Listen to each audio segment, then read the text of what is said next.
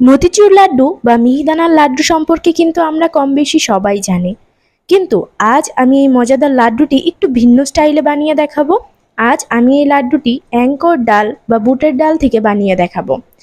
আর বিশ্বাস করুন, আপনি যদি কাউকে না বলেন যে এটা আপনি বুটের ডাল থেকে বানিয়েছেন, তাহলে কেউ আন্দাজি করতে পারবে না যে এটা একটা ডাল থেকে বানানো হয়েছে।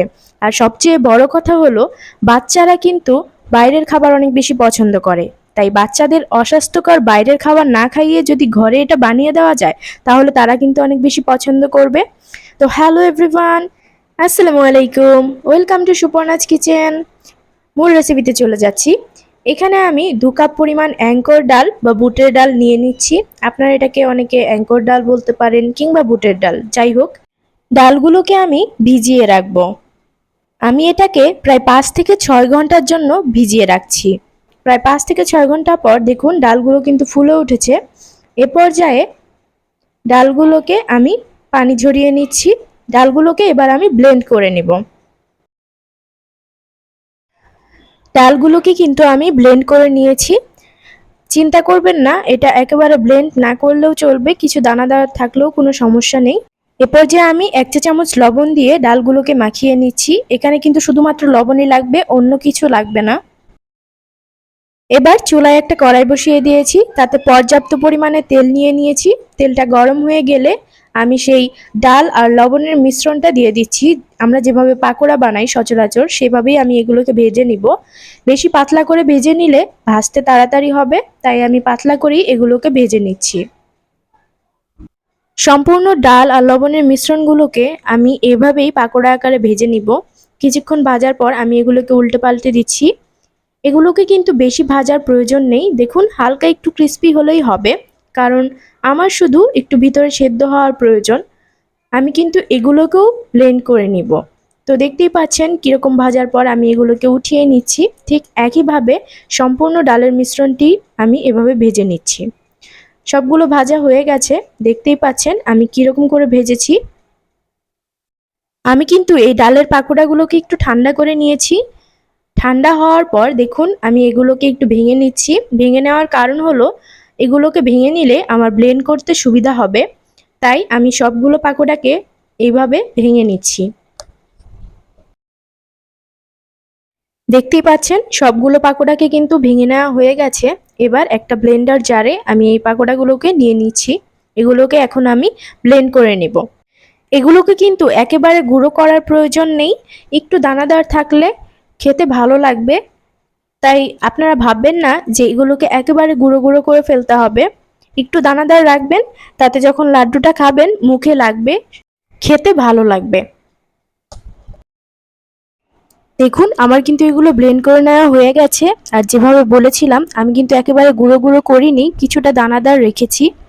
এ পর্যায়ে এটাকে আমি একটা সাইডে রেখে মূল প্রসেসে চলে যাচ্ছি। চুলায় একটা প্যান বসিয়ে দিয়েছি, তাতে দিয়ে দিচ্ছি 1 কাপ পরিমাণ চিনি এবং 2 কাপ পরিমাণ পানি। আপনারা আপনাদের টেস্ট অনুযায়ী চিনিটা কমিয়ে বাড়িয়ে নিতে পারেন।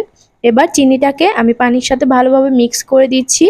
যখন চিনিটা আস্তে আস্তে পানির সাথে মিশে ফুটতে শুরু করবে, সে পর্যায়ে দিয়ে দিচ্ছি 2টো দারচিনি, দিয়ে দিচ্ছি 2টো এলাচ, আর দিয়ে দিচ্ছি 2টো তেজপাতা। দেখুন পানিটা কিন্তু ফুটতে শুরু করেছে। এ পর্যায়ে আমি সেই যে ব্লেন্ড করে রেখেছিলাম ডালের মিশ্রণটা, সেটাই এর মধ্যে দিয়ে দিচ্ছি। এবার চিনি শিরার সাথে এটাকে আমি ভালোভাবে মিক্স করে নিচ্ছি। কিছুক্ষণ ভালোভাবে নেড়েচেড়ে মিক্স করে নেওয়ার পর এ পর্যায়ে দিয়ে দিচ্ছি 1/2 চা চামচের একটু কম জর্দা কালার। জর্দা কালারটা দিলে লাড্ডুর যে আসল কালারটা আছে সেই কালারটা আসবে। আপনারা চাইলে এই অংশটা স্কিপ করতে পারেন। যদি চান লাড্ডুর আসল কালারটা আনবেন, তাহলে অবশ্যই জর্দা কালারটা দিতে হবে, না হলে কিন্তু লাড্ডুর সেই যে সুন্দর একটা কালার সেটা আসবে না। এ পর্যায়ে আপনাদের জন্য একটা টিপস, সেটি হলো আপনারা চাইলে কিন্তু চিনি শিরার সাথেই জর্দা কালারটা দিতে পারেন, তাহলে মিক্স হতে অনেক সুবিধা হবে। খুব সহজেই এর সাথে কালারটা মিক্স হয়ে যাবে, আপনাদের কষ্ট করতে হবে না। কিছুক্ষণ ভেজে নেবার পর দিয়ে দিচ্ছি 1/2 কাপের একটু কম ঘি। আপনারা এখানে ডালডা বা ঘি ব্যবহার করতে পারেন, কিন্তু ঘিটা ব্যবহার করলে ঘিয়ের যে ফ্লেভারটা সেটা পাবেন। এ পর্যায়ে আমি একটু বল বানিয়ে দেখিয়ে দিচ্ছি। দেখুন খুব সহজে একটা বল হয়ে যাচ্ছে। আমার লাড্ডুর ব্যাটার কিন্তু রেডি হয়ে গেছে। এবার এটাকে আমি নামিয়ে ঠান্ডা করে নেব। দেখুন কিছুক্ষণের জন্য এটাকে আমি ঠান্ডা করে নিয়েছিলাম। এবার হাতে একটু ঘি মাখিয়ে নিচ্ছি আর এখন চেপে চেপে আমি লাড্ডুর শেপটা দিয়ে দিচ্ছি। লাড্ডু বানাতে কিন্তু এইভাবে চেপে চেপেই লাড্ডুটা বানাতে হবে, না হলে কিন্তু ভেঙে যাবার চান্স থাকে। ঠিক একইভাবে আমি সবগুলো লাড্ডু বানিয়ে নিচ্ছি। দেখুন আমার কিন্তু সবগুলো লাড্ডু বানানো হয়ে গেছে আর এটাকে আমি ভেঙে দেখিয়ে দিচ্ছি ভেতরটাও কত সুন্দর হয়েছে এবং ট্রাস্ট মি, মাশাল্লাহ এটা খেতে কিন্তু অনেক বেশি মজার ছিল। তো বাইরে থেকে অস্বাস্থ্যকর খাবার কিনে বাচ্চাদের না খাইয়ে যদি এই লাড্ডুটাই ঘরে বানিয়ে দিন তাহলে কিন্তু বাচ্চারা অনেক বেশি পছন্দ করবে আর কথা দিচ্ছি আপনাদেরও অনেক বেশি ভালো লাগবে। আমি কিন্তু ডেকোরেশনের জন্য উপর দিয়ে একটু বাদাম দিয়ে দিয়েছি। এটা অপশনাল, আপনারা করতে পারেন, দেখতে সুন্দর লাগবে। তো ভিডিওটি যদি ভালো লাগে লাইক শেয়ার কমেন্ট করে জানাবেন আপনাদের ফিডব্যাক এবং চ্যানেলটি সাবস্ক্রাইব করে পাশে থাকবেন এরকম আরও মজার মজার ভিডিও পাওয়ার জন্য। আজ এখানেই শেষ করছি। আল্লাহ হাফেজ।